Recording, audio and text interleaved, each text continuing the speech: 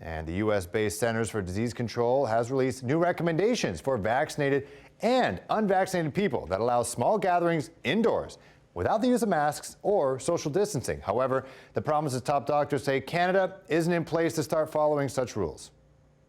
Fully vaccinated Americans can soon begin living more normal lives. Fully vaccinated people can visit with other fully vaccinated people in small gatherings indoors without wearing masks or physical distancing. The new guidelines also allow non-vaccinated people to feel included. Fully vaccinated people can visit with unvaccinated people from one other household indoors without wearing masks or physical distancing, as long as the unvaccinated people and any unvaccinated members of their household are not at high risk for severe COVID-19 disease. When asked for comment, Ontario's medical officer of health say the U.S. is just at a different level. They have a much higher percentage of the population vaccinated.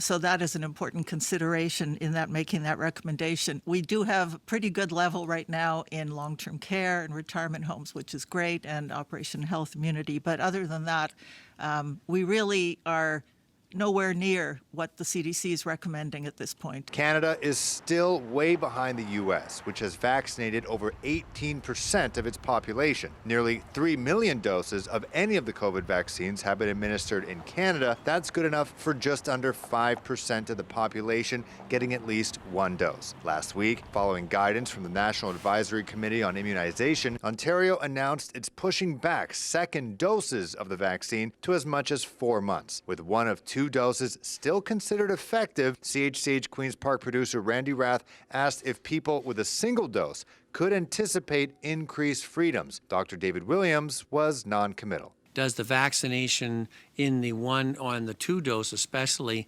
even in the parts with the USA, does that negate any transmission of virus at all? That is still being worked out now as we're going to do some ongoing testing. Dr. Barbara Yaffe says they're working closely with Public Health Ontario to create some conditions for people who have been fully vaccinated. But until then, just continue following the rules set out for now.